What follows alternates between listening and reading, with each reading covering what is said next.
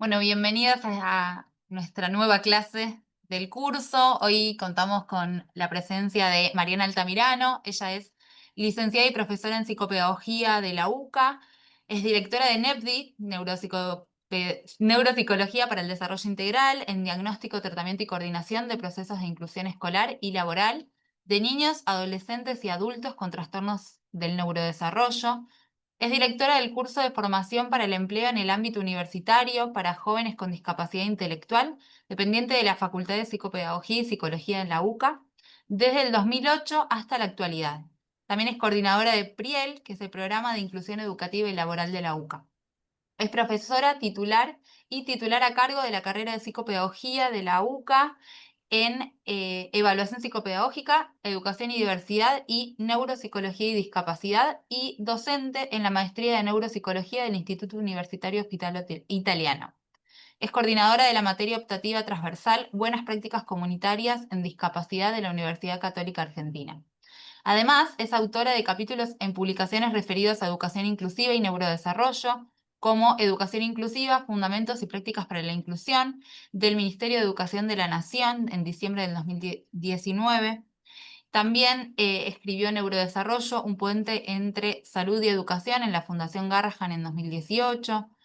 Escribió Guía para un mejor desarrollo de niños en el aula para la Fundación Garrahan en 2019.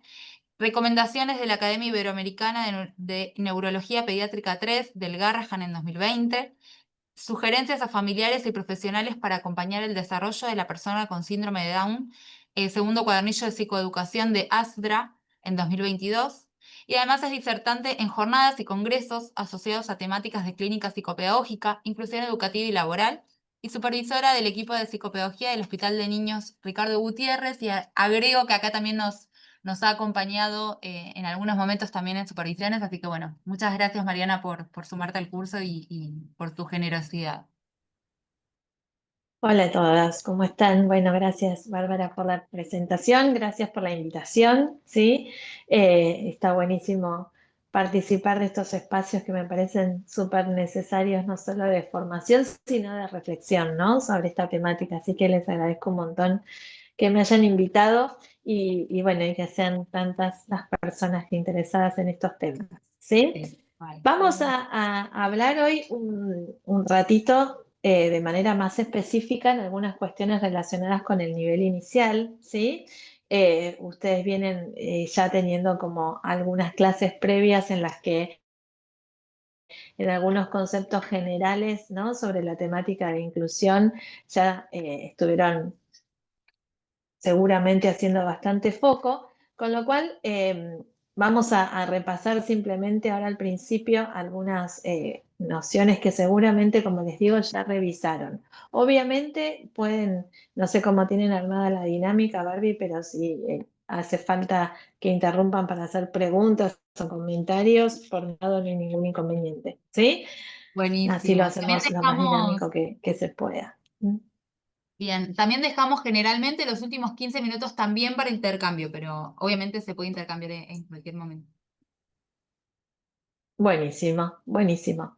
Bueno, para empezar, a ver, una cosa que sin dudas a esta altura, por suerte, quiero creer a todos nos resultará muy obvia, ¿no? Y es que las aulas de todos los niveles y desde el minuto cero se caracterizan por ser heterogéneas, ¿sí? Más allá de que después nos podamos poner a hablar de algunos desafíos en el desarrollo en particular, ¿no? O de la presencia de niños con diagnósticos explicitados dentro de las aulas, ¿sí?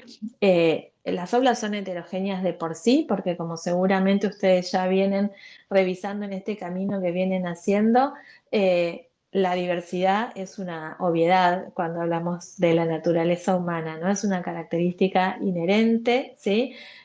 Propia de nuestra especie, con lo cual naturalmente nos vamos a encontrar con esa heterogeneidad en el aula, que hace que ya hace unos cuantos años también sea bastante obvio hablar del concepto de trayectoria individual de aprendizaje, ¿no? Digo, incluso cuando nos encontramos con personas con desarrollos típicos, ¿sí? Igualmente vamos a encontrarnos con esta idea de que cada uno, ¿sí?, realiza su camino de aprendizaje de una manera absolutamente individual, ¿sí? Y esa manera individual que tenemos todos los seres humanos de llevar adelante nuestros procesos de aprendizaje tienen que ver con un montón de variables, ¿no? Tanto individuales como ambientales, que hacen que esa recorrida sea única, ¿no? Digo, usando esta misma situación que nosotras hoy estamos compartiendo como ejemplo, más allá de que esté yo compartiendo información objetiva e igual para todos ustedes, cada uno va a tener una resonancia absolutamente individual porque de pronto lo asociará con cuestiones que ya ha escuchado muchas veces, con algún caso que se le viene a la mente en particular. Alguno de ustedes se acercará a esta situación por estar interesado en empezar a entender sobre inclusión educativa, pero quizás no es un camino que había recorrido mucho antes. Digo, en cada uno de ustedes la recorrida se va a dar de una manera absolutamente única por variables individuales, ¿sí? Esas variables, ¿sí?, como decíamos recién, tienen que ver, por un lado, con lo propio, lo individual, desde el punto de vista más básico hasta neurobiológico, ¿no?, en relación a características genéticas de cada uno, al temperamento, a los ritmos biológicos, al nivel intelectual, dentro de esa posibilidad intelectual, a las fortalezas y debilidades de cada uno y al estilo de procesamiento neuropsicológico de la información que en cada uno de nosotros también tiene particularidades que son únicas, ¿no?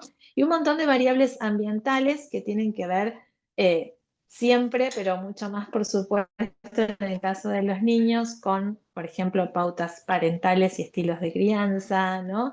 Con el nivel socioeconómico y el acceso sociocultural a la información y a la estimulación en general, con los valores de la comunidad en la que vive esa persona, por supuesto también con la variable docente, ¿no?, en relación a la pauta, al estilo de enseñanza, al estilo incluso vincular, ¿sí?, de ese docente con sus alumnos, ¿sí?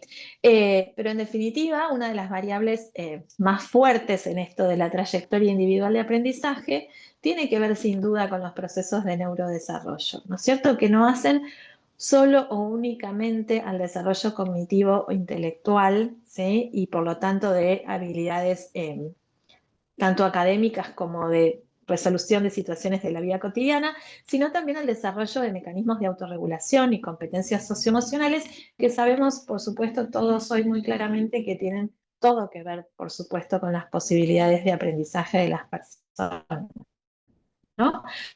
Hablando siempre de aprendizaje en sentido bien amplio, ¿no? No solamente del aprendizaje formal de contenidos, ¿no?, sino también y quizás sobre todo de todas esas situaciones de aprendizaje incidental, espontáneo o implícito, donde en definitiva nosotros aprendemos quizás las cosas que son más importantes en esta vida, ¿sí? La variable, como decíamos, de neurodesarrollo se cruza con otra cuestión absolutamente fundamental, que es la interacción con el ambiente, ¿no? En esa interacción natural que estamos teniendo continuamente con el entorno en el que vivimos, es donde se desarrollan esos aprendizajes que decía recién incidentales, ¿no?, naturales o implícitos, en una secuencia infinita, ¿no? Desde el momento en el que venimos del mundo hasta que la trayectoria, una sucesión continua, incansable, como dice allí, de aprendizajes que nos permiten construir no solo conocimientos, ¿no?, sino incluso memoria autobiográfica, modos de responder, capacidad de establecer metas propias, de dirigirnos a esas metas, ¿sí? En la resolución de situaciones continuas y de exploración permanente que hacemos del entorno, ¿no? Y cuando esas dos variables se interjuegan, ¿no?, tanto el neurodesarrollo como esta interacción continua con el ambiente, donde ambas cuestiones se nutren entre sí permanentemente, ¿sí?, se va formando la base, si se quiere, neurobiológica de esa trayectoria individual que nombrábamos recién, que es lo que se llama conectoma, ¿sí? Posiblemente ya hayan escuchado hablar de esto, ¿sí? El conectoma es a nivel cerebral, digamos, ¿sí?, la huella o el camino, la recorrida, digamos, absolutamente individual que se va generando en cada uno de nosotros en esa recorrida continua de situaciones de aprendizaje. ¿Sí? Ese conectoma, ¿sí? Los autores que lo estudian dicen que es como el paralelismo a nivel cerebral de lo que son nuestras huellas digitales, ¿no? Vieron que todas las personas tenemos una huella digital y en cada uno de nosotros es absolutamente única, ¿no? Tan única que sirve quizás como uno de los métodos más fiables de identificación, por ejemplo, de las personas. Bueno, el conectoma sería eso en cada uno de nosotros, eso es absolutamente único, porque tiene que ver con ese interjuego de variables y con esa recorrida que la información, por más objetiva que sea, va haciendo en cada uno de nosotros a partir del interjuego de todas esas variables, ¿sí?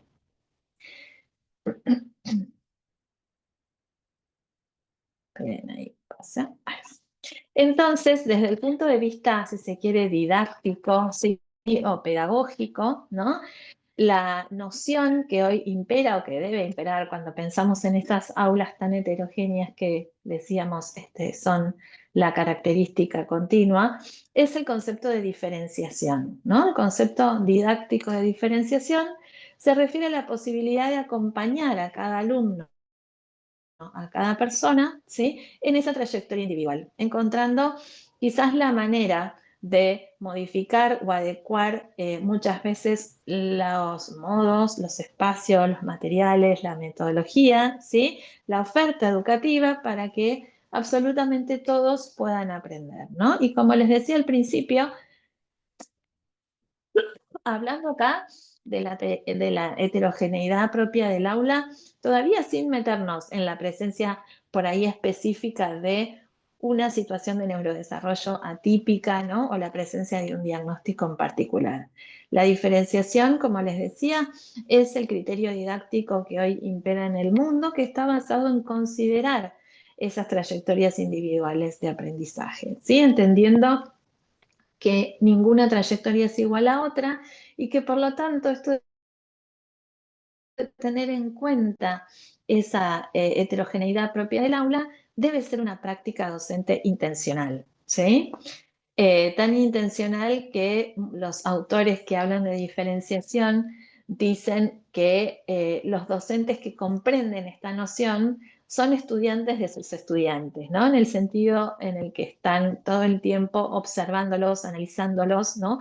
Para entender quizás la manera particular que puede tener cada uno de esos niñitos de procesar la información o sus focos de intereses en particular para tenerlos en cuenta, para motivarlos y reforzarlos desde allí, su estilo vincular también para intervenir de la manera que resulte más oportuna, ¿sí? Por eso se entiende hoy, como les decía, la diferenciación como el marco desde el cual los docentes, ¿sí? Pueden encontrar distintos medios o maneras de adaptar su pedagogía para enseñar, ¿sí? Y buscando estrategias que hagan que sus clases sean lo más efectivas para todos sus alumnos, garantizando que todos puedan aprender, ¿sí? Y esto nos lleva así de a poquito a meternos en cuestiones donde empezamos a tener cada vez más presente esta valoración de las diferencias individuales. Seguramente habrán visto gráficos como este o similares a este muchas veces, ¿no? Lo que tenemos que hacer es poder corrernos, ¿no? Del paradigma de la igualdad, ¿sí? En el sentido de que no todos realmente necesitamos lo mismo, ¿sí? Necesitamos en realidad lo que se llama equidad, que es que cada uno tenga aquello que necesita de acuerdo a sus características, pero incluso un pasito más allá, ¿sí? Desde el punto de vista didáctico, sería no solo tener en cuenta la posibilidad de darle a cada uno lo que pueda necesitar, sino idealmente ya de entrada planificar de manera de que no existan o existan la menor cantidad de barreras posibles, ¿no? Y eso sería lo más justo, ¿sí? Si aquello que tenemos que presentar está pensado de tal manera que no tiene barreras o tiene las mínimas, ¿sí? Bueno, sin duda el planteo va a ser más justo para la mayoría y van a ser menos esas configuraciones de apoyo o diseños específicos que tengamos que pensar, ¿sí? Y entonces el otro gran criterio, junto con el de diferenciación que hoy impera en el mundo, es el de diseño universal. No nos vamos a meter hoy en esto en profundidad porque ustedes van a tener la suerte de tener una clase con Silvana Corso, que es de lujo total para hablar de esto, pero simplemente para entender mejor algunas estrategias específicas para nivel inicial que les quiero contar. Bueno, recordar mínimamente las nociones básicas, ¿no?, de esta idea de diseño universal. El diseño universal, cuando ustedes vean, seguramente recorrerán también un poquito de historia, es una noción que en realidad parte de la arquitectura, ¿no?, como la idea de poder pensar en diseñar espacios que pueda transitar todo el mundo, ¿no?, que desde el vamos estén pensados de la manera más accesible posible para que todo el mundo pueda acceder y circular por esos espacios. Esa idea luego se fue trasladando a otras disciplinas, ¿sí? Y cuando esto se traslada específicamente al campo de la educación, hablamos de diseño universal de aprendizajes, ¿sí? Y a lo que se refiere esta idea es, ya en el momento de la planificación, ¿sí?, planificar situaciones de aprendizaje que cumplan este criterio de ser lo más accesibles para todos, digamos, ¿no? Entonces, pensar la posibilidad de tener en cuenta que seguramente va a ser súper importante, por ejemplo, que motive a mis alumnos con la temática que quiero enseñar, que los implique emocionalmente porque les estoy siendo muy clara con la funcionalidad y lo significativo que va a ser ese aprendizaje, ¿no? Explicitando la utilidad concreta que ese aprendizaje va a tener o presentando experiencias de iniciación a esa temática que quiero enseñar, eh, tan experienciales, significativas, positivas y incluso hasta con mucho cuerpo, ¿no?, e implicancia personal, como para ya habilitar de entrada un aprendizaje significativo y después tener en cuenta. Hoy no nos vamos a detener en este cuadrito, como les decía, porque ustedes van a tener una clase específica de esto, pero después se tiene en cuenta que si entiendo la idea de heterogeneidad y de diferenciación de la que estuvimos hablando, voy a tener que pensar en la presentación de aquello que quiero enseñar por más de una vía, ¿no? Teniendo en cuenta que algunos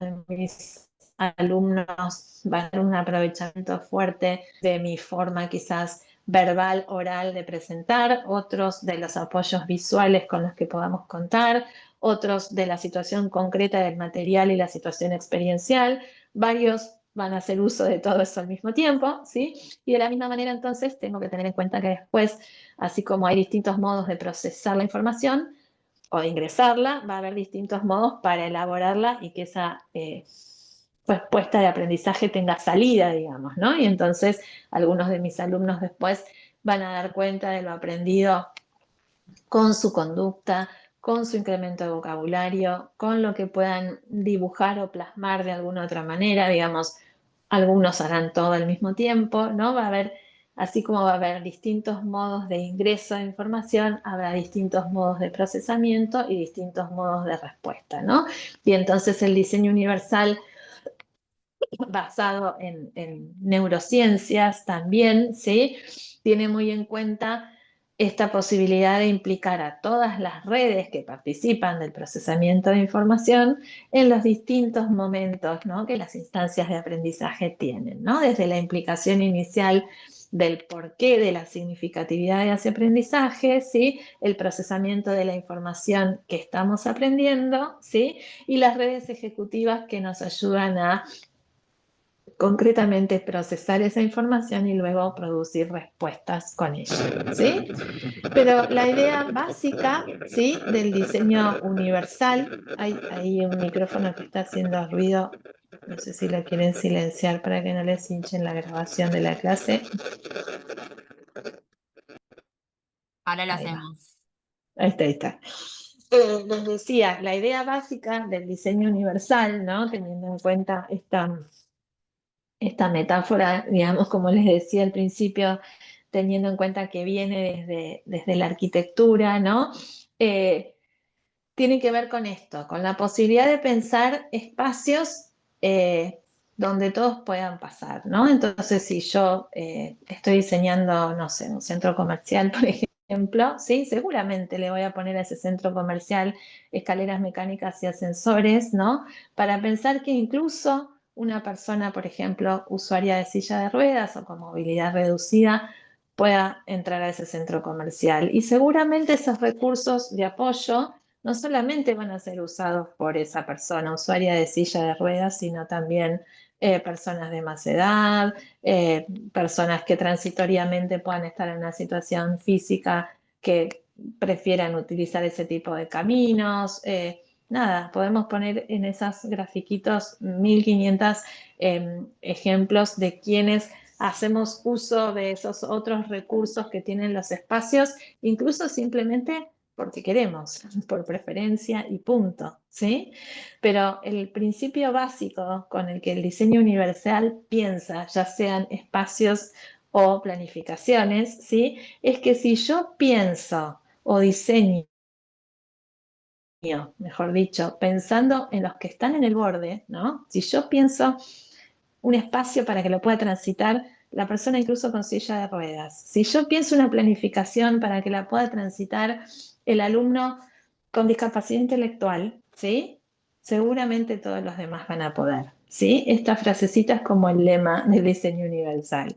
Si se diseña pensando en los que están en el borde, todos entran, ¿no? Entonces, esa es la idea con la que se piensan las planificaciones desde este punto de vista, ¿no? Pensando en que todos los productos didácticos, ¿no? Ya sean las estrategias con las que voy a presentar mis contenidos a enseñar, los materiales que voy a utilizar para esa secuencia didáctica, las actividades concretas que voy a después querer que mis alumnos hagan, cumplan con estos principios, ¿no? Con respetar esto de la equidad de acuerdo a las necesidades de cada uno, con tener posibilidades de un uso flexible, de ser cuestiones a las que las personas acceden de una manera sencilla e intuitiva, donde no haga falta todo el tiempo al docente explicando y prestando apoyos a todo el mundo por lo compleja a veces que es la presentación que terminamos haciendo, donde la información se perciba con claridad, donde obviamente esté habilitada incluso la posibilidad del error, no solo mostrando tolerancia hacia ellos, sino entendiéndolo incluso como una instancia más de aprendizaje y logrando este equilibrio, ¿no? Entre un esfuerzo que suponga motivación y desafío, ¿sí? Pero con el equilibrio justo de, obviamente, no generar frustración, ¿sí? Y por supuesto, entonces, aunque diseñemos de esta manera, teniendo en cuenta la diferenciación como principio para todos y el diseño universal, no quita que seguramente además habrá situaciones individuales donde esa diversidad que nos caracteriza va a estar acentuada, digo yo, ¿no? Por la presencia, sí, de desafíos específicos en el neurodesarrollo, de diagnósticos, sí, que acompañen la condición de aprendizaje de los alumnos que podamos tener en nuestras aulas. Y allí sí, entonces, por más universalidad que le hayamos puesto muchas veces a nuestras planificaciones, va a haber que diseñar también, ¿no? Algunas configuraciones de apoyo, ¿no? Que tienen como gran objetivo posibilitar que el proceso suceda, ¿no? Y esto es súper importante que lo tengamos como muy claro, que cuando pensamos en configuraciones de apoyo, adaptaciones, adecuaciones, todos esos sinónimos que se utilizan para hacer mención a estas cuestiones, no estamos hablando de hacerle a la persona más fácil un proceso. Sí, la configuración de apoyo Mariana, tiene ese se está fundamental valor, cortando. ¿sí? Y tiene que ver con que, sí, Perdón, se te está cortando, Ah, como que yo se las escucho congela, bien, se escuchan pero partecitas. Se corta la voz. Sí, ahí estás bien. Como más lenta la cámara también me parece. ok, a ver. No, yo no perdí conexión en ningún momento, pero Quizás pienso, viste que tenés dos dispositivos, no sé quizás hasta en el dónde que me escucharon. ahí escuchamos, pero se escucha muy entrecortado. Quizás probar, viste que tenés dos ¿Me dispositivos, escuchan? ahí sí, pero se pierde. Sí. Sí, me parece que es tu conexión, pero bueno, quizás podamos probar, antes de sacar el audio un minutito a ver si ahí se vuelve, no, el audio no, perdón, el video, a ver si vuelve, o en el otro dispositivo donde estás compartiendo el Canva, quizás ahí sacarle la cámara, no sé si estaría puesto en cámara también, como para ver si tenés más agilidad en internet.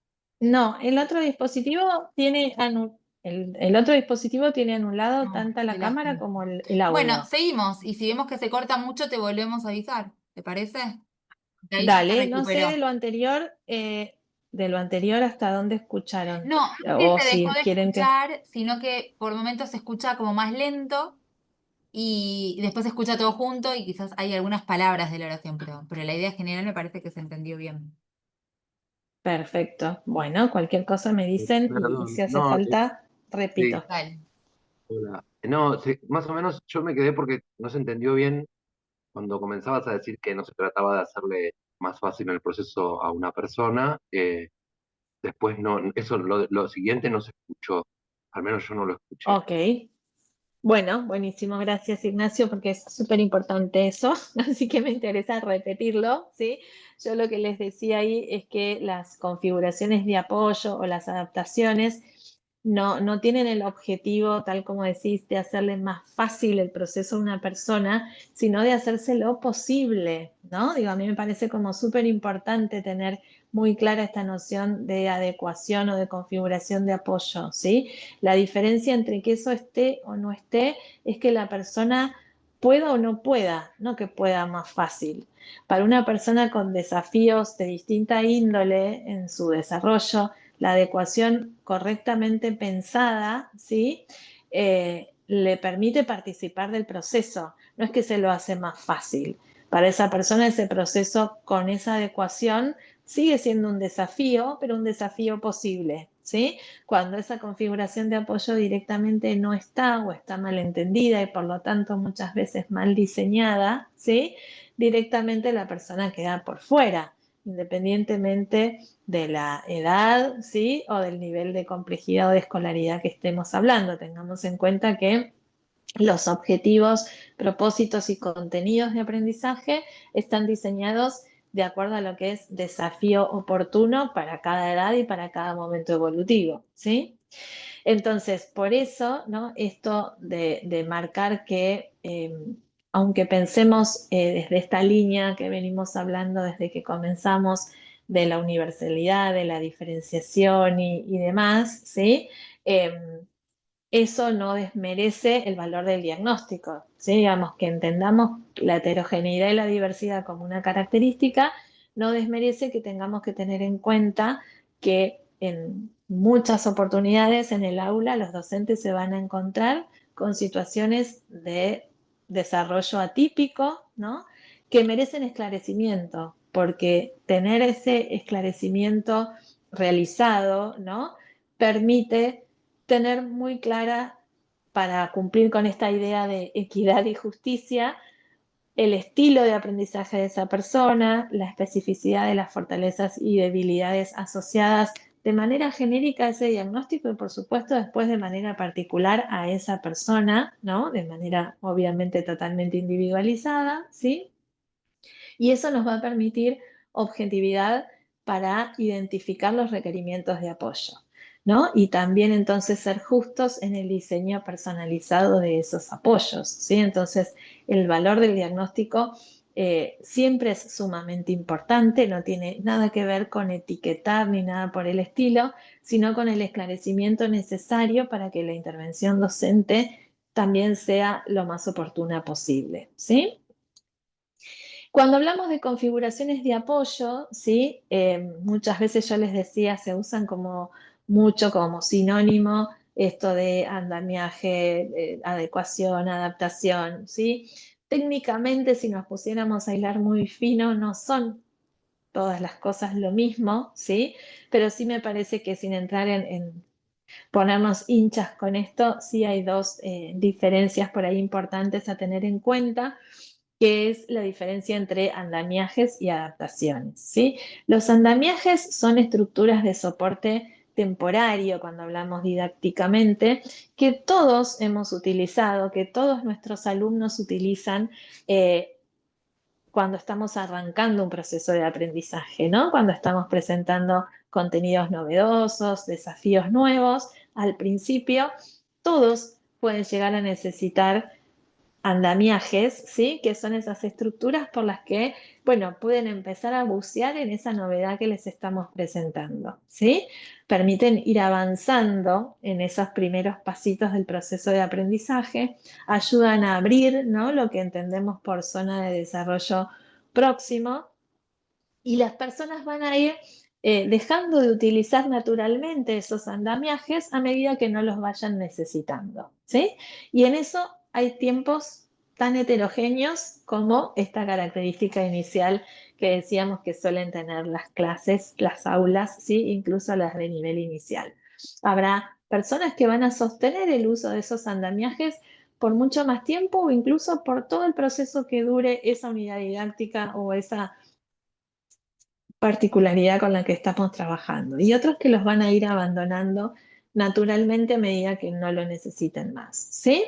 Las adaptaciones, en cambio, son modificaciones mucho más diseñadas de manera técnica, digamos, sobre la currícula o alguno de sus elementos, ¿no? Yo puedo adaptar los objetivos específicos o expectativas de logro que tengo con este alumno en particular por su condición, o adaptar específicamente el material con el que voy a acompañar la presentación de ese objetivo o contenido, o el material de la actividad con la que voy a buscar que ese alumno vaya procesando o dando cuenta de lo aprendido, ¿sí?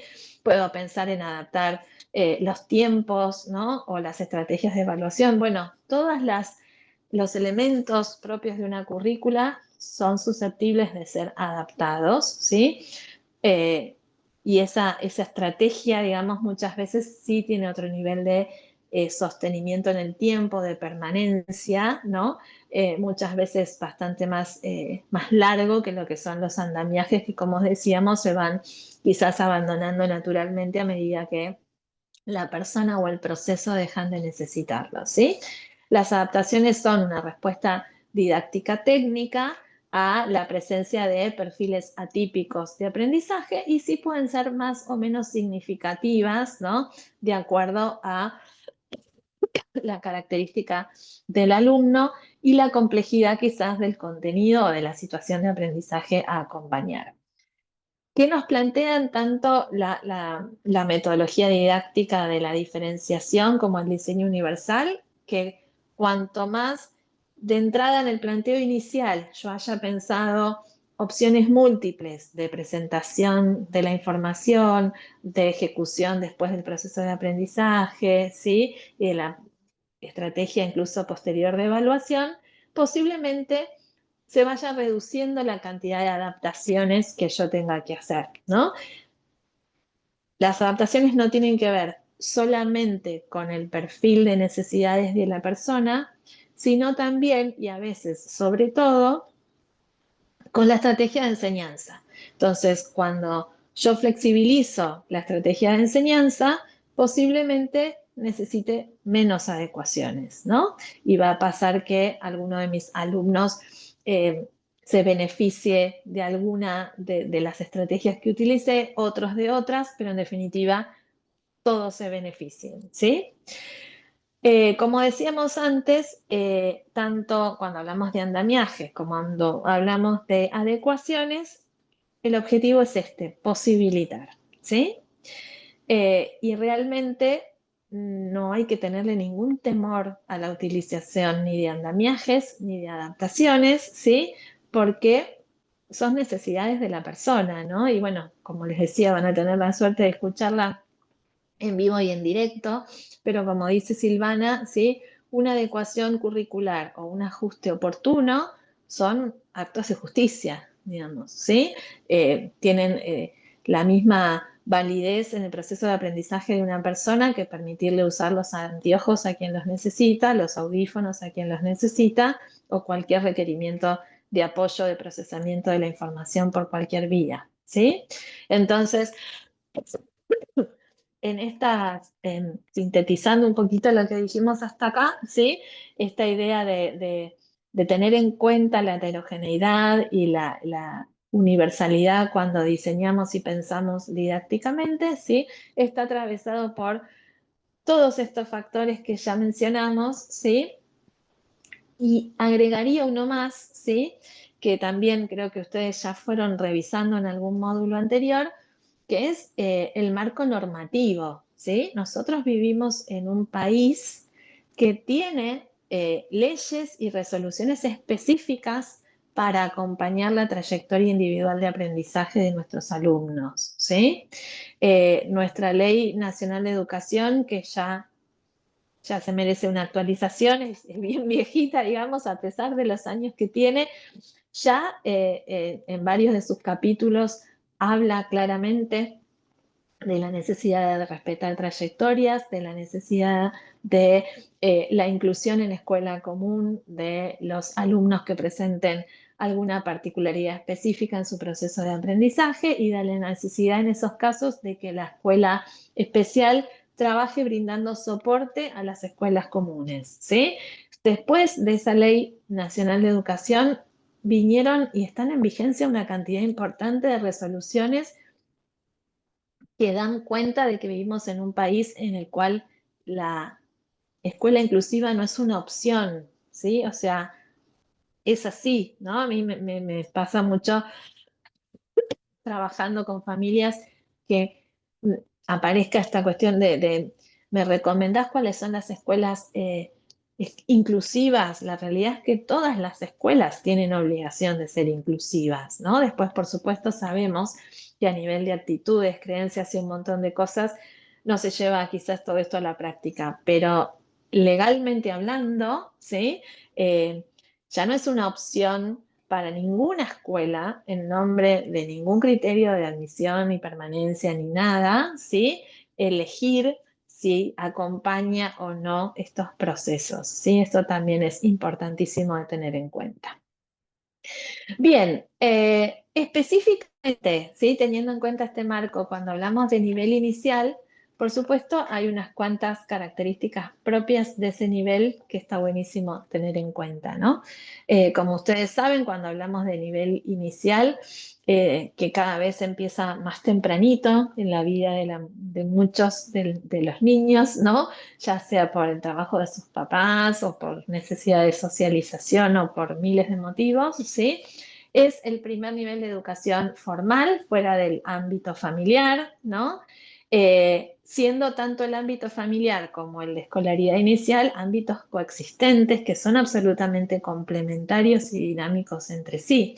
Esto se sostiene en realidad o debería sostenerse a lo largo de toda la vida escolar de las personas, ¿no? La escuela en ningún momento sustituye algunas enseñanzas y cuestiones básicas que le corresponden al ámbito de la familia, por más que cada vez se delega o se terciariza más en la escuela, en realidad son ámbitos que deberían, sí, ser complementarios y nutrirse mutuamente, ¿sí? Quizás la característica más rica del nivel inicial, didácticamente hablando, y que hace que la mayoría de nosotros pensemos que cuando hablamos concretamente de inclusión sea más fácil, ¿no? El nivel inicial que en primaria y ni hablar que en secundario o nivel medio, es que por una cuestión asociada a la etapa evolutiva en la que transcurre el nivel inicial, el juego orienta la acción educativa, ¿no? Y si hay algo que es espontánea y naturalmente universal y basado en la diferenciación es el juego, ¿no? Entonces, claramente, eso es lo que hace que parezca al menos más sencillo en nivel inicial que en otros niveles, ¿sí? Otros dos criterios que vamos a revisar ahora en unos minutitos asociados con lo específico del nivel inicial tienen que ver con el hecho de sí estar ante un periodo sumamente crítico cuando hablamos de neurodesarrollo, ¿no? Por estar en un periodo de desarrollo temprano. Entonces hay dos conceptos que vamos a tener en cuenta, que son estos de periodos críticos y, por otro lado, ventanas de oportunidad, y también la presencia de lo que entendemos por signos de alerta, ¿sí? Como yo les decía recién, el juego es la estrategia didáctica por definición del nivel inicial, ¿sí? Y eso es fantástico porque el juego permite el desarrollo cognitivo y socioemocional de manera muy integral, ¿no? Permite el desarrollo de posibilidades representativas, de imaginación, de comunicación, y sobre todo, el juego es una estrategia natural de comprensión de la realidad, pasando por distintas etapas que ahora vamos a revisar rapidito. El juego les va permitiendo a los niños procesar lo que van captando y entendiendo de la realidad, ¿no? Imitarlo, ¿sí? Y de esa manera pasarlo por su tamiz todas las veces que sea necesario para terminar entendiendo y comprendiendo el funcionamiento de algunos aspectos sociales y propios de la vida cotidiana, ¿sí? Y además, el juego habilita la estimulación integral de funciones neuropsicológicas mientras está ocurriendo, ¿no? Digo, en el juego que la mayoría de las veces incluye además la posibilidad de estar con otros, ¿sí? Sobre todo cuando esto ocurre en el contexto escolar, donde hay una guía, ¿no? Una cierta intencionalidad, incluso en los momentos de juego más libre, ¿sí? Se están estimulando cuestiones sumamente básicas de atención, incluyendo la posibilidad de atención conjunta, ¿no? La posibilidad de compartir foco atencional con los otros, ¿sí? Se están estimulando distintos tipos de memoria, ¿no? En ese uso de información que ya tenemos almacenada para recrear determinadas escenas lúdicas, la memoria de trabajo y la memoria de corto plazo en el ida y vuelta desde el recordatorio de roles repartidos hasta reglas que pueda tener ese juego lo más naturales posibles, ¿sí? Trabajamos o se trabaja muchísimo jugando la lectura de claves contextuales, ¿no? Esta posibilidad de estar atento al otro, de percibir el feedback del otro y a partir de eso avanzar con una determinada postura de juego o modificarla, ¿no? Estimular esa flexibilidad en el ida y vuelta con el otro para ir haciendo cambios que sean adaptativos para poder seguir participando de una escena donde a veces no soy el único. Bueno, digo, se están habilitando, como ven allí, un montón, ¿no? De aspectos que se estimulan, ¿sí? En esta secuenciación de juegos que se van dando en nivel inicial, que van teniendo también una progresión evolutiva, ¿no? Natural a medida que avanzamos en la edad, pero que obviamente con todo el marco que el nivel inicial les presta en cuanto a armado de escenas específicas, modelado docente, interacción con otros, ¿no? Toda esa intencionalidad lógica, ¿sí? Que da un ámbito estructurado y cuidado, como es el ámbito escolar, hacen que esta progresión, ¿sí? Se vaya dando de una manera muy ordenada y cuidada, ¿no? Digamos, desde los juegos de interacción básica iniciales, ¿sí? Con un adulto significativo, hacia los juegos con predominio más sensorio-motor exploratorio, ¿sí? Para empezar a poder tener un poquito cada vez más en cuenta al otro, ¿no? En juegos de turnos, empezar con las imitaciones básicas en los juegos funcionales que después nos van a llevar hacia juegos de simulación o al juego simbólico con todo lo que con toda la riqueza que sabemos que tiene, ¿sí? Para avanzar en la posibilidad de incluir cada vez a más personas en ese juego y que ese simbolismo vaya creciendo y que en ese juego aparezca también la cooperación, ¿no? Y muchísimo más adelante incluso los juegos más reglados, donde está incluida la competencia también. Pero digo, también acá, ¿no? Si nos detuviéramos en una mirada más evolutiva, ¿no? Sobre qué procesos se van poniendo en juego en cada una de estas instancias, podríamos, ¿no? Ir viendo haciendo como lupa en cada una de las funciones que se van estimulando de manera bien sistemática en esas instancias lúdicas que son tan interesantes para el desarrollo, ¿sí? El juego entonces como primer gran clave del nivel inicial.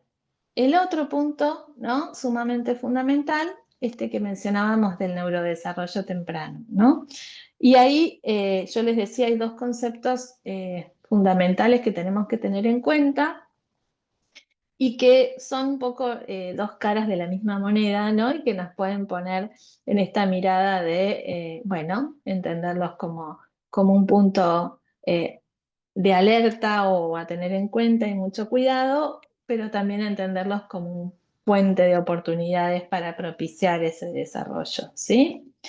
Por un lado, estos añitos propios del nivel inicial son los que son considerados en neurodesarrollo periodos críticos, ¿sí? ¿A qué llamamos periodos críticos en neurodesarrollo? A periodos en los que hay una particularidad, sensibilidad en el desarrollo del sistema nervioso central, ¿sí? Esos periodos críticos están genéticamente programados, ¿sí? Tienen que ver con cómo se va dando por programación genética el desarrollo del sistema nervioso central. Pero obviamente a esa programación genética hay factores exógenos, ¿sí? Que pueden interferirla, ¿no? Alterando algunos patrones o induciendo algunas dificultades, ¿no? Cuestiones asociadas, por supuesto, a la alimentación, a los cuidados generales en salud, a la adquisición, por supuesto, fortuita muchas veces de enfermedades o de traumatismos o miles de factores, ¿sí? Incluso relacionados también con el estilo de crianza, que pueden complejizar la situación de desarrollo de ese niñito en cuestión, ¿sí? Cuando esto ocurre, esa organización cerebral que está programada genéticamente se desfasa un poquito, ¿sí? Y se producen retrasos en la adquisición de algunas de las funciones cerebrales, ¿sí? Que obviamente impactan de allí en adelante en el desarrollo de esa persona de manera crónica en alguna medida, ¿sí? Por eso, la responsabilidad, ¿sí? Enorme de este nivel educativo, que como decíamos, comienza muy tempranito, digamos, ¿no? Más allá de cuáles sean las salas de nivel inicial que en nuestro país legalmente son obligatorias, ¿no? El porcentaje de niños que está en situación de institucionalización desde los 45 días de vida crece continuamente en nuestro país, ¿sí? Entonces, es sumamente importante tener esto en cuenta porque ese ámbito donde además son cada vez también más las horas del día, ¿no? También eso va creciendo sustancialmente a medida bueno, que la situación laboral de los adultos también se modifica, ¿no? Y no solamente, digo, por variables socioeconómicas, ¿sí? Por supuesto, eso tiene un peso gigantísimo,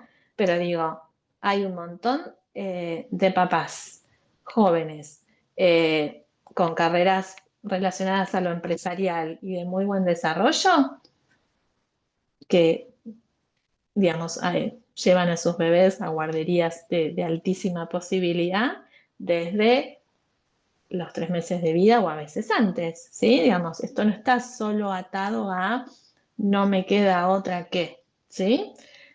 Forma parte de la cultura actual, entonces realmente es desde muy temprano y en periodos cada vez más críticos y tempranos del neurodesarrollo, que ese neurodesarrollo está moldeado, ¿sí? No solo por las figuras parentales, sino por figuras no solo docentes, sino por toda la estimulación intencionada que se puede pensar en el ámbito escolar desde maternal en adelante, ¿sí? Por eso esto lo tenemos que tener como muy presente, no es un dato menor, ¿sí? Tener en cuenta que este nivel trabaja con algo sumamente delicado, digamos, ¿no? Con algo que realmente merece un cuidado, ¿sí? Y una prolijidad enorme. No es solamente esos niñitos están acá, ¿no? Y los cuidamos y los alimentamos y los cambiamos. Sí, perfecto, todo eso tiene que suceder, pero es a veces ese el lugar donde estos bebitos inician, ¿no? Sus posibilidades exploratorias del mundo, su estimulación respecto a la posibilidad relacionada con la marcha y el desarrollo motor inicial, ni hablar de las posibilidades de comunicación, ¿sí? Entonces es drástico, digamos, ¿sí? Sin querer ser alarmista, pero sí teniendo en cuenta lo fundamental de ese momento evolutivo.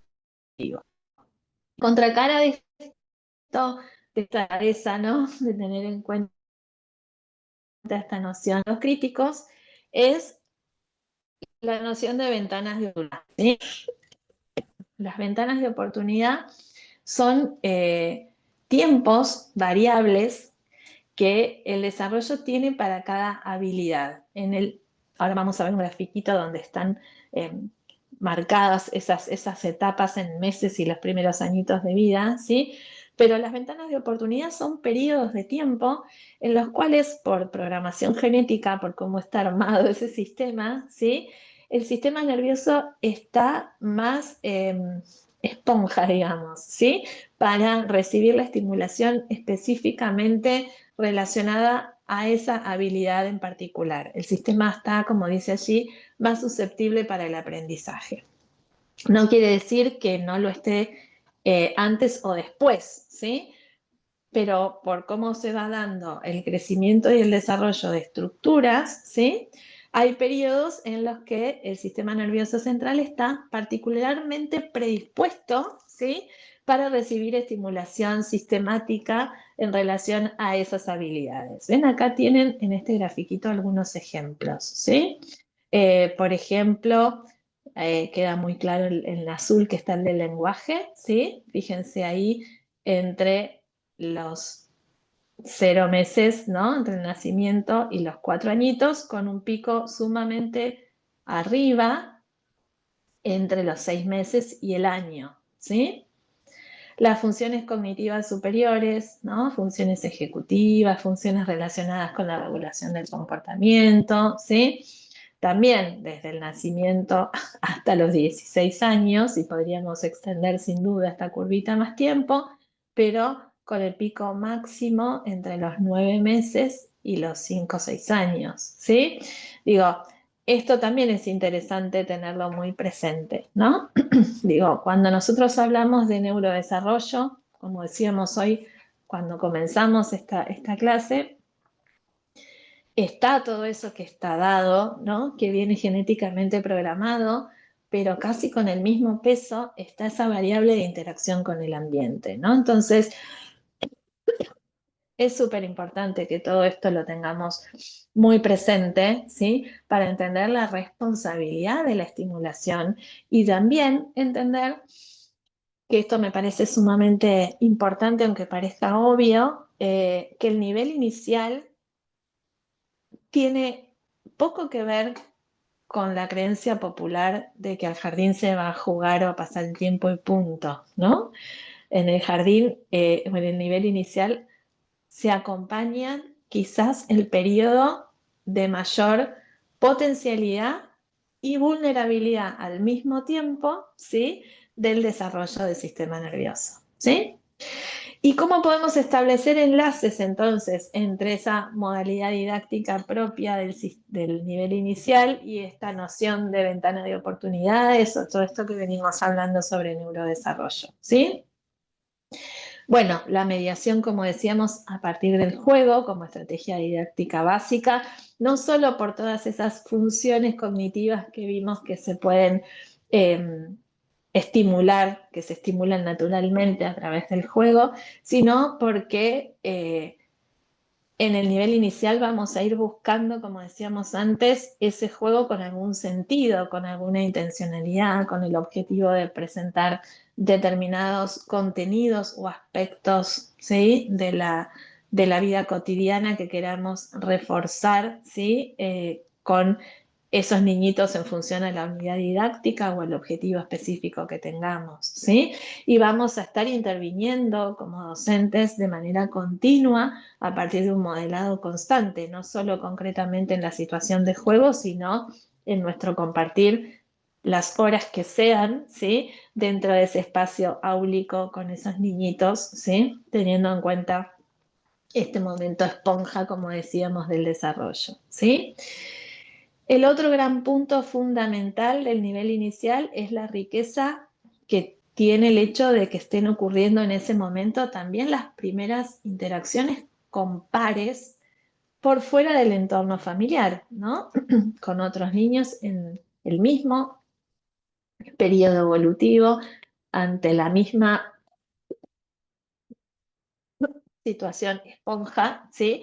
De la que venimos hablando, ¿sí?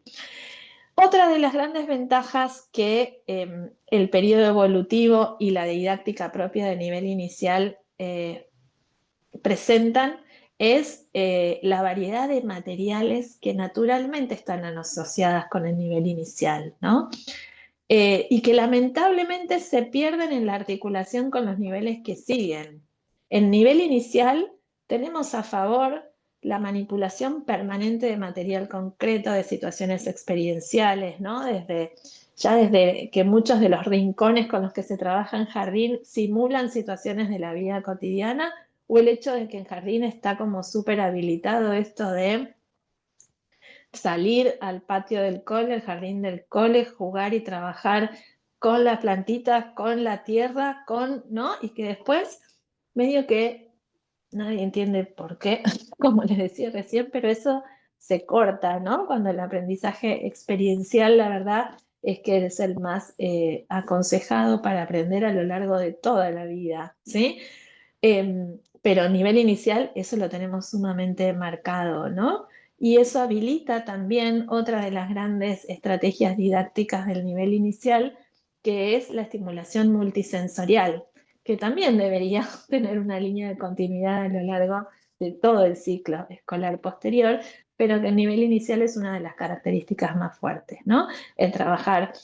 Al trabajar tanto con lo experiencial de manera simultánea, con la imagen, con el sonido, con el tacto, sí, e incluso a veces con los olores, con el gusto, ¿no? Con la experimentación por todos lados, ¿sí? Y esa es una de las características por ahí más marcadas e interesantes de este nivel, ¿sí? El otro punto muy asociado con esto que venimos charlando del neurodesarrollo, que también es súper importante tener en cuenta, es que también esto debería ser a lo largo, por supuesto, de toda la vida escolar de una persona, pero particularmente en el nivel inicial, se da un espacio muy propicio para la detección de signos de alerta, ¿no? Por esto de estar acompañando un periodo del neurodesarrollo tan esencial, ¿sí? En la observación del docente acá cumple un rol esencial y realmente hay un porcentaje muy alto de detección de signos de alerta que están en manos de los docentes de nivel inicial, que son los primeros, ¿sí?, en decir, che, acá valdría la pena mirar un poquito más, ¿no? Juega distinto, no veo que se comunique como sería esperable, me llama la atención la motricidad. Los docentes en general de nivel inicial tienen esta capacidad, no solo por su formación, sino obviamente por la cantidad de niñitos pequeños, ¿sí?, que vienen observando a lo largo de su carrera docente, ¿no? Y esto es sumamente importante, porque cuando hablamos de inclusión y de esta heterogeneidad de la que hablábamos al principio, tenemos que tener presente que no siempre la situación de inclusión nos va a venir dada, ¿no? En el nivel inicial nos va a pasar mucho más que en otros niveles que la detección y el comienzo de ese caminito arranque recién allí, ¿sí? Entonces, esto también es súper importante tenerlo claro para poder acompañar a los docentes de ese nivel, ¿sí? Con buenas herramientas. Decíamos recién, el nivel inicial es un espacio propicio para la detección de signos de alerta. Y signos de alerta no es cualquier cosa que a mí me llame la atención, ¿sí? Esto también digo, hay que ser como muy cauto y tener en cuenta que el neurodesarrollo, por suerte, es uno de los procesos más estudiados, ¿no? Y permanentemente estudiado y por ende permanentemente actualizadas las nociones que tienen que ver con eso. Y tenemos que estar nosotros detrás de esa actualización para intervenir de manera responsable en este nivel, ¿sí? El concepto de signos de alerta se refiere a parámetros que están estudiados, ¿sí? Que están tan estudiados que permiten detectar alteraciones relevantes en el curso del desarrollo, ¿sí? Fíjense, allí figuran los que ya están como publicados por todos lados, ¿sí? La falta de progreso esperable a una edad determinada, ¿no? Cuando hablamos de progreso esperable, hablamos de algo que se corra más o menos 6 meses de la edad estipulada para las distintas adquisiciones, ¿no? Por ejemplo, para el logro del lenguaje, de la marcha, el control de esfínteres, para esos hitos del desarrollo, ¿sí? Que tienen también, por un estudio estadístico, ¿sí?, y evolutivo, una edad promedio esperable, ¿sí? Y obviamente se esperan a su vez de esa edad promedio 6 meses, ¿sí?, hacia arriba o hacia abajo, para pensar en que por lo menos eso es algo que vale la pena seguir observando, ¿sí? Otro que está claramente estudiado es el desarrollo asimétrico del movimiento, el tono o los reflejos, ¿sí? Que por su asociación directa con cuestiones asociadas a estimulación nerviosa, ¿sí?, en relación incluso a patrones musculares y demás, tiene una relación directa con funcionamiento neurológico del más básico y duro, ¿no? Entonces, cuando algo de eso tiene características anómalas, vale la pena hacer una observación o incluso una solicitud de mirada médica, ¿no?, para tener en cuenta. La pérdida de habilidades previamente adquiridas, ¿sí? Pobreza sostenida en la interacción social y en las cuestiones más relacionadas con lo socioemocional o lo psicoafectivo, o la presencia de un registro sensorial anómalo, ¿no? Cuando hablamos de registro sensorial anómalo, hablamos de la presencia de una hiper o hiposensibilidad auditiva, de una hipo o hipersensibilidad táctil, sobre todo, ¿sí?, de mucha selectividad, por ejemplo, alimentaria, ¿sí?, de exploraciones ante los objetos que nos llamen la atención, porque en lugar de ser quizás visuales y táctiles como predominantemente ocurre en este periodo del desarrollo, tengan alguna característica diferencial, como detenerse exageradamente en cualquiera de esas dos modalidades o agregar otras modalidades como ser incluir el olfato, ¿no?, llamativamente de cualquier objeto que se le presenta. Bueno, tener en cuenta todas aquellas cuestiones que nos pueden llamar la atención, ¿sí? Yo les puse, pero ahora no es que nos vayamos a detener a leer cada uno de estos, ¿sí?, para aprovechar mejor el tiempo, obviamente. Pero digo, esos signos de alerta, como les decía, están esos generales que les comenté recién y están muy estudiados por área también, ¿no? Entonces, por ejemplo, si hablamos del desarrollo motor, Está estudiado que tener, por ejemplo, el puñito cerrado continuamente, ¿no? O que se establezca demasiado temprano la lateralidad, o que persistan después de los 4 añitos las dificultades para abrochar botones, recortar o atrapar pelotas, la dificultad en el agarre del lápiz a partir de los 4 años marcadamente, ¿sí? Cuando hablamos de lo comunicacional, ¿sí? Desde el llanto raro el primer mes de vida, ¿sí? Hasta la ausencia de sonrisa, que no aparezca el balbuceo, que a determinada edad no empiece con las duplicaciones silábicas esperables, ¿sí? O que haya dicho algunas palabritas y que estas palabritas después desaparezcan, sobre todo a partir del año, que no señale o utilice alternativas de comunicación ante la falta de lenguaje, ¿sí? Bueno, como ven allí hay un listado importante, ¿no? De signos de alerta en relación a eso. Lo mismo en relación al desarrollo socioemocional, ¿no? La falta de contacto visual, la falta de sonrisa o de risa, la ausencia de imitación, que no señale, que no se dé vuelta cuando lo nombran o cuando escucha interacción de personas a sus alrededores, ¿sí? Que no juegue, ¿sí? Y también en este sentido se tiene muy en cuenta, más allá de las edades, la dificultad para contactar con pares, ¿no? Para hacer y mantener amigos, para comprender aspectos no verbales del lenguaje, presentar marcada impulsividad o muy baja tolerancia a la frustración, ¿sí?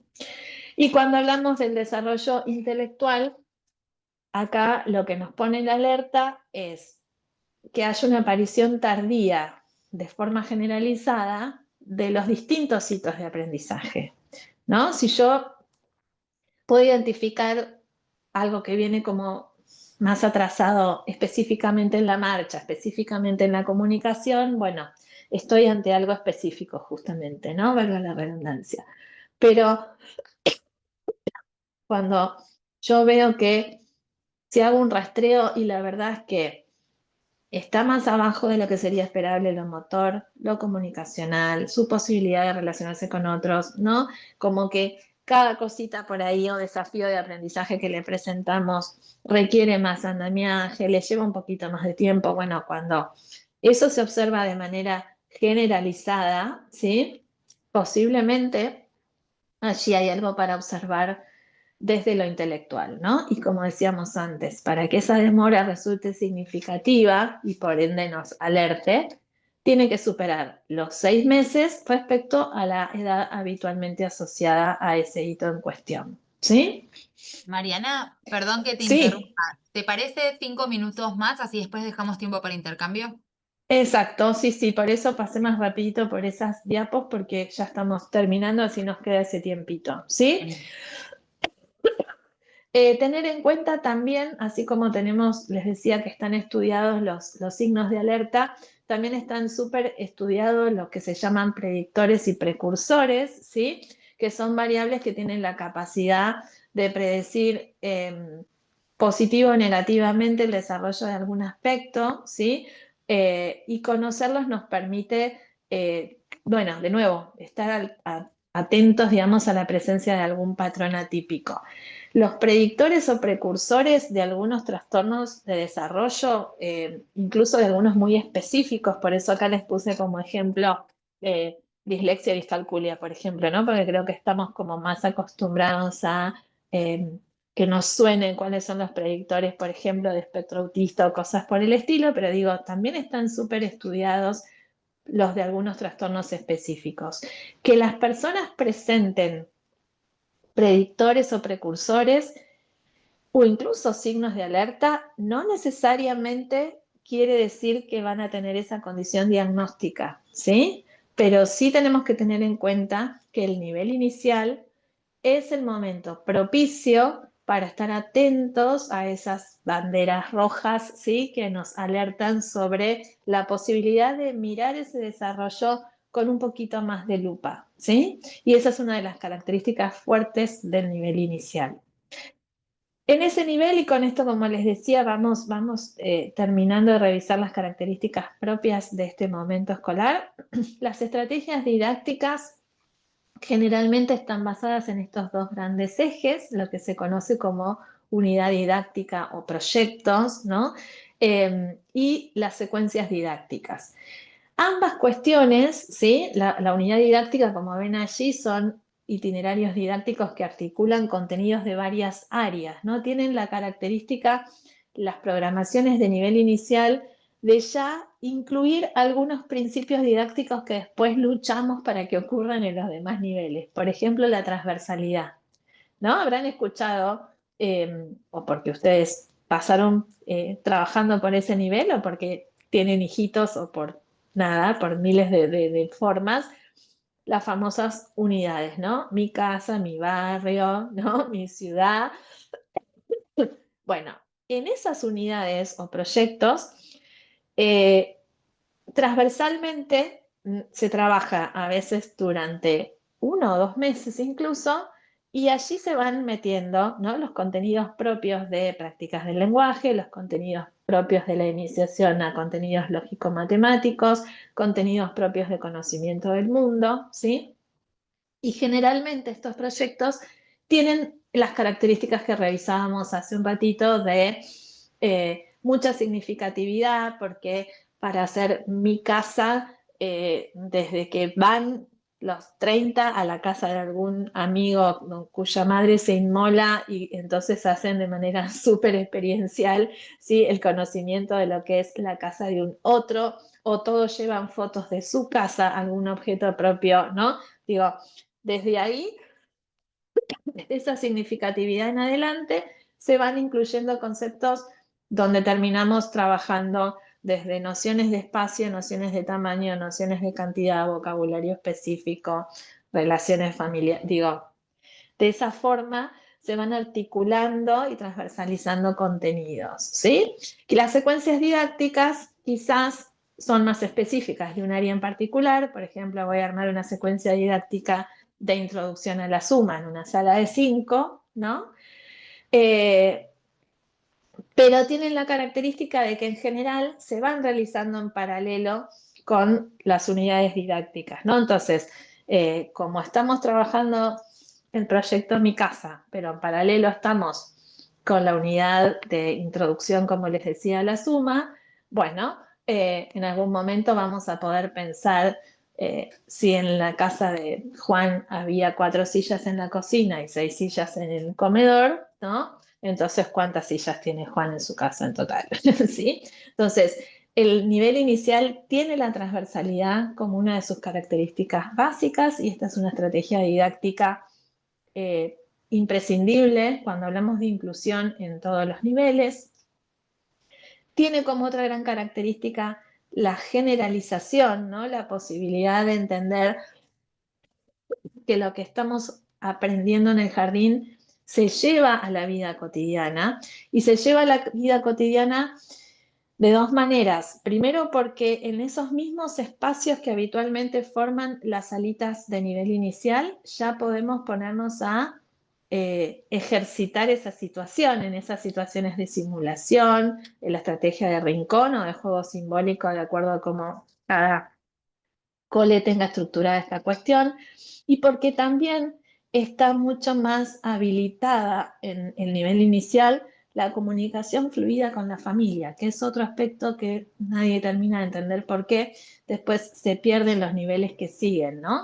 Pero el nivel inicial es súper natural que los docentes informen, y si no lo hacen es necesario absolutamente, en qué unidad estamos, qué trayecto estamos atravesando. Esta cosa de traen material de casa, se llevan material del jardín a casa, ¿no? Todas esas situaciones que favorecen y facilitan esa transferencia y generalización, ¿sí? Los recursos que se utilizan, como decíamos antes, son variados y simultáneos en cuanto a lo sensorial y a las distintas estrategias de aprendizaje que se utilizan, y los recursos de apoyo también están mucho más naturalizados, ¿no?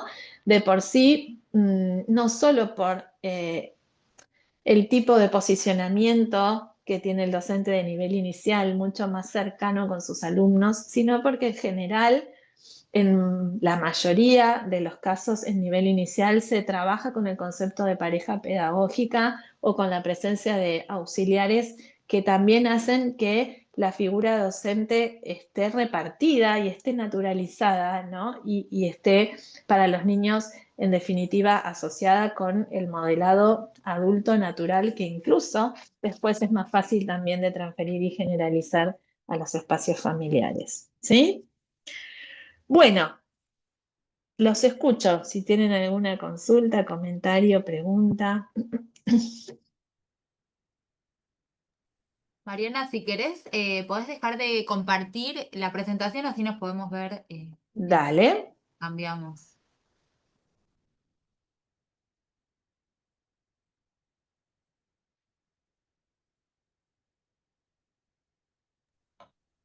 Hola Mariana, buenos días, muchas gracias por tu presentación, la verdad que muy clara, muy precisa.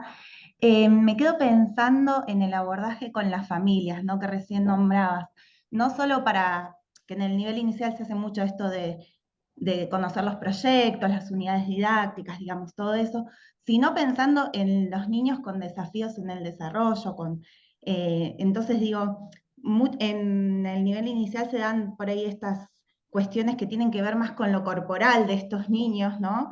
Y lo importante de hablar con las familias, no solo de las familias de los niños que presentan estos desafíos, sino con todas las familias que conozcan la situación, digamos, áulica. Me parece que es importante también, ¿no? Sí, por supuesto. A mí me parece que la situación de heterogeneidad de las aulas tiene que estar explicitada siempre, ¿no? Digo, para nosotros que trabajamos en el ámbito, por ahí es una obviedad, ¿no?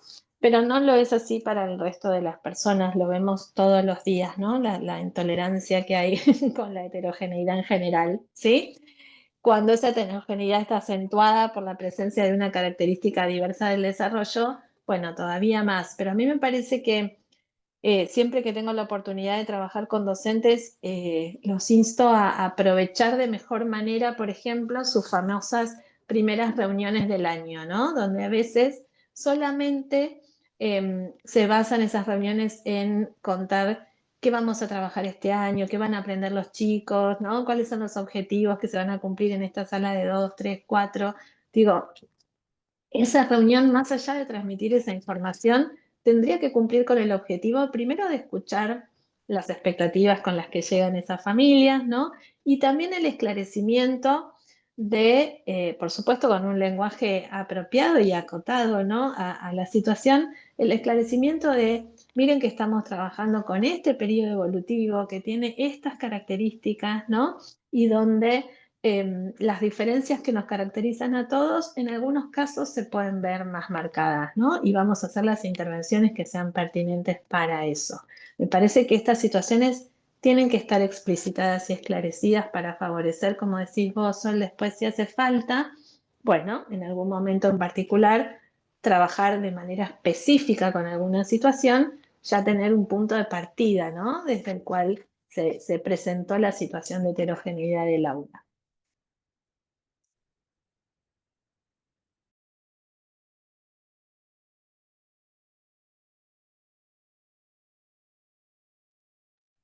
Hola Mariana. Sí. Sí, te quería preguntar dos cosas. Una, el- la caminata de los niños en puntas de pie, porque entre los signos de alerta no estaba incluido. Te pregunto por eso. Y si pensás que sí o sí todos los chicos tienen que estar en la escuela común o la escuela especial tiene que ofrecer para algunos chicos la posibilidad también. Bien, la caminata en puntas de pie no está entendida como un signo de alerta en el desarrollo, porque durante los primeros 5 años es un signo de desarrollo posible en el desarrollo motor de todos los niños, que a veces lo hacen una o dos veces esporádicamente y nunca más, a veces lo sostienen un tiempo en calidad de juego y eso después desaparece, digamos, y no está estudiada, digamos, los signos estos que yo les mostré, obviamente están estudiados estadísticamente en la proporción de aparición, confirmación diagnóstica de algo posterior. La caminata en puntas de pie no la tiene sueltita, ¿no? Si vos me decís, este niñito que camina en puntas de pie, además, casi no contacta visualmente, además, ¿no? Digo, juntás 4 o 5 cosas, esa caminata de pie tiene una significación diferente que si se diera sueltita y punto, ¿sí? Y después, con respecto a la escuela especial, en el mundo que yo quiero, todos los chicos para mí tienen que ir a la escuela común, ¿sí? Porque pienso que con estrategias como las que charlamos hoy, de diseño universal y de diferenciación, hay espacio para todos. Sí me parece que estaría buenísimo que entendiéramos que eso no inhabilita la existencia de la escuela especial, porque lo primero que los docentes de escuela común te van a decir ante estas cosas es: siento que me faltan herramientas, no estoy tan capacitada, y esas herramientas las tienen los profes que quizás pasaron por profesorados de educación especial, ¿no? Entonces, la lógica sería de una convivencia en el sistema educativo donde esas personas estuvieran dentro de la escuela común brindando sus servicios de educación especial, digamos, ¿no? Desde formando pareja pedagógica con estos docentes o brindando la capacitación y el asesoramiento específico. Tampoco me parece mal, y acompañando familias me pasa un montón, que como las características de nuestro sistema todavía, digamos, hemos avanzado mucho, pero nos sigue faltando un montón. Y ustedes sabrán también por acompañar familias que hay un momento donde para familias con niños con discapacidad, la cotidianidad es como una lucha permanente, ¿no? Entonces, la verdad es que a mí me pasa sobre todo cuando llegan a nivel medio, cuando ya están un poco más grandes, que hay familias que me dicen, listo, ¿eh? O sea, no me quiero pelear más con nadie, ¿sí? Y es sumamente válido también, digamos. Sí me parece que el punto que lo convierte en justo es que sea una elección de la familia o de la persona en todo caso, ¿no? Lo que no me parece bien es que sea una decisión del sistema, ¿no? Cuando yo voy a reuniones y escucho, primero que tengo esa sensación medio gasalla de entrar a una reunión donde hay 7 personas sentadas de un lado y yo del otro con la mamá de alguien en cuestión como si fuera un versus, ¿no? Y, y esta cosa de el equipo opina que tiene que ir a escuela especial o el sistema considera que ya, bueno, ahí me parece que nos estamos equivocando. Me parece que la escuela especial tiene todo para ofrecer, ¿sí? Como decía antes, tiene todos los servicios de apoyo que la escuela común está necesitando.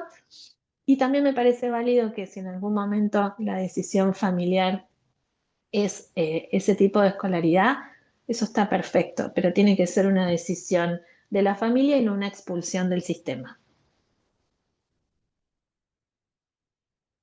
Gracias.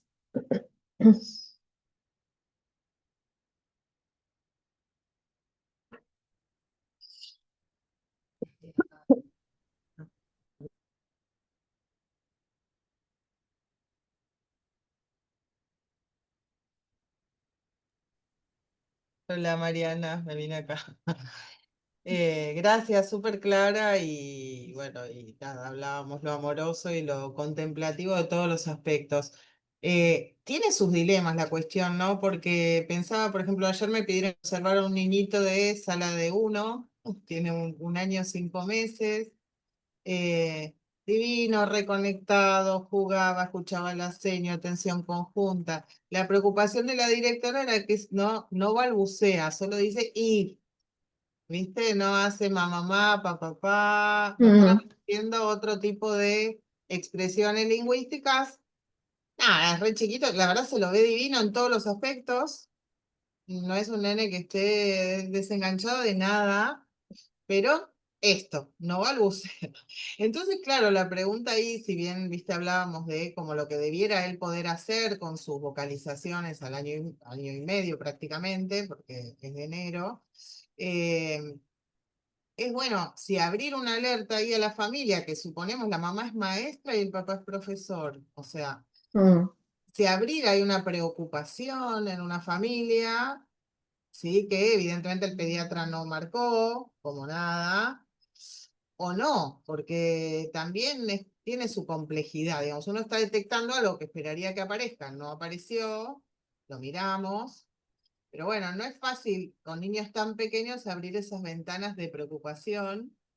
Si es, digamos, hay que como sopesar los pros y los contras, ¿entendés? De abrir eso. total. La intervención temprana, si es que hay alguna dificultad, o no, o por ahí. Nosotros muchas veces referimos al pediatra, decimos, bueno, consultemos a su pediatra, ¿no? Como un primer paso. Pero bueno, es complejo abrir esas ventanitas de preocupación que a veces nos queda clarísimo, hay que abrirlas ya, y a veces no tanto. Sí, total, total. Yo creo que por eso es tan importante esta cuestión de tener en cuenta todas las variables que decíamos al principio, ¿no? Incluida el estilo familiar, por ejemplo, ¿no? Por ahí específicamente en este caso que vos traés como ejemplo, dada la altura del año, ¿no? Yo pienso que uno puede decir, bueno, qué sé yo, ahora pensemos que vienen vacaciones de invierno, ¿no? Quizás 15 días donde está con mamá y papá más tiempo y hay una estimulación natural que habilita otras cosas y entonces ya, fines de agosto, volvemos a hacer una observación. Y si ahí seguimos observando que falta lo que debería estar, y bueno, en septiembre, fines de septiembre, principios de octubre, que es como el momento medio pico de un montón de cosas, es un momento oportuno para decir, mira, sin alarmarnos, pero desde mayo venimos haciendo este caminito de observar, ¿sí? Lo estamos observando muy de cerquita y quizás dar primeras recomendaciones, ¿no? Digo, relacionadas con que quizás este niñito lo que necesita es que la estimulación incluso intrafamiliar con él sea más exagerada, más intencionada, más buscada, más a propósito, ¿no? Sí. Y si esos papás que encima por formación quizás tienen otras herramientas, bueno, naturalmente van a consultar por el pediatra o hacia fin de año no hay una evolución o una diferencia, bueno, ahí ya se puede, ¿no? Hacer la sugerencia de en salita de dos, si esto sigue pasando, por ahí va a estar bueno mirar una fono, ¿no? Como, pero sí pienso que está muy bueno el caminito de... Yo siempre digo, a mí cuando un docente de nivel inicial me dice, che, venís a observar, Sí, ¿no? Se me prende una luz y digo, la verdad es que con la cantidad de niños y horas que pasan básicamente mirando niños, por algo sí. le llama la atención. Entonces ahí hay algo para mirar. Y como bien decís vos, después ir identificando el cuándo y el cómo, ¿no? De hacer esa intervención para que sea provechosa en el sentido a su vez de que tenga adherencia, ¿no? Porque también uno tiene que tener cuidado de que no te genere el espanto de, entonces, Enojo, sí. ¿no? Y por eso quizás darte estos plazos que charlábamos recién podría ser una buena estrategia. Sí, sí, la directora me agregó de dar como a todos los padres, mandarles unas pautas de estimulación del lenguaje, pero a todos. Me pareció Exacto, bárbaro. aprovechando vacaciones de invierno, por ejemplo, sí, re, tal cual. Genial. Bueno, nos Bueno, vamos ahí en viendo, esto me que traes parece. como ejemplo, esa Sí, universalidad en la estrategia también está buena, ¿no? Es sí, decir, no te estoy diciendo a vos, les estoy diciendo a todos. Y lo mismo que los andamiajes, lo van a usar los que lo necesiten. Sí, tal cual, tal cual, tal cual. Bueno, ahí hay varios comentarios ahí agradeciéndote, estábamos mirando en el chat. No sé si vos los podés ver, pero hay uno más arriba. sí, muchas ¿Sí? gracias. Ah, bueno, así que excelente, agradecen mucho todos los conceptos, tu participación, así que bueno, un placer ir al Bajo Hornos. Bueno, miles de gracias, Mariana, por tu Gracias a ustedes, tiempo y tu chicas. generosidad de transmitirnos tus conocimientos. De verdad, muchas gracias a ustedes. Quedo a disposición por cualquier cosita que necesiten, como siempre. ¿Sí? Buda. Muchas gracias. Gracias por convocarme. Estamos en Chao, contacto. chao, compañeras y colegas y colegas.